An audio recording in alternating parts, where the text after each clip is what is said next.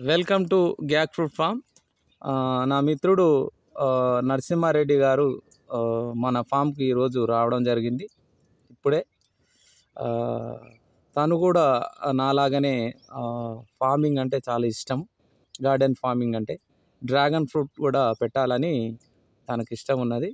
దాంతోపాటు దీంట్లోకి వచ్చిన తర్వాత, ఈ ఫామ్లోకి వచ్చిన తర్వాత ఈ గ్యాక్ ఫ్రూట్ ఫామ్ చూసి చాలా ఇష్టంతో ఈ ఫ్రూట్ ఎట్లా పండియాలి, ఏం ఫ్రూట్ అని అడగడం జరిగింది.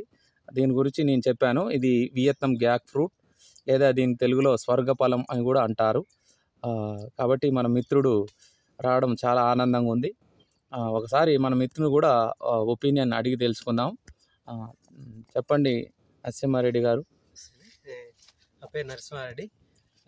వెంకట్ నా మిత్రుడే. గతంలో నేను ఆయన ఒకే కళాశాలలో పనిచేసాం, ఇద్దరం కలిసి. ఆయన ఇంగ్లీష్ లెక్చరర్గా, నేను అర్థశాస్త్రంలో లెక్చరర్గా నేను పనిచేయడం జరిగింది. సో వెంకట్ గారు గత 3 సంవత్సరాల క్రితం ఈ డ్రాగన్ ఫామ్ పెట్టడం జరిగింది. అది పెట్టిన తర్వాత 1 సంవత్సరానికి గ్యాక్ ఫ్రూట్ పెట్టానని నాతో చెప్పాడు. సో నేను 1-2 సార్లు విజిట్ చేశాను, కానీ అప్పుడు ఎక్కువ టైం ఇవ్వలేకపోయినా. సో ఈరోజు మళ్ళీ రావడం జరిగింది. సో ఇప్పటికీ ఇది పెట్టి దాదాపు 2.5-3 ఇయర్స్ కావస్తుంది. సో ఇప్పుడు మంచిగా ఫలాలు కూడా రావటం జరిగింది. సో దీన్ని వియత్నాం గ్యాక్ ఫ్రూట్గా పిలుస్తాం. సో మామూలుగా తెలుగులోనైతే స్వర్గఫలం అంటాం. సో ఇది ఔషధ గుణాలు కలిగినటువంటి పండు.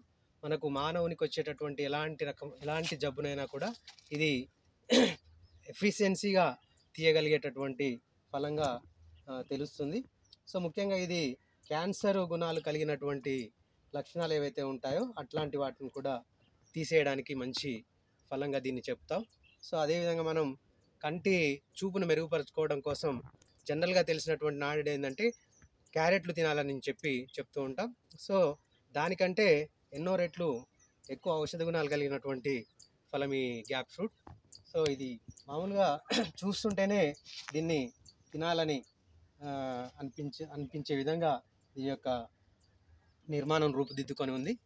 సో ఎవరైనా కూడా ఈ ఫలాన్ని ఒకసారి చూసి దీన్ని తిన్నట్లయితే దాని యొక్క ఔషధ గుణాలు మనకు తెలియడానికి అవకాశం ఉంటుంది.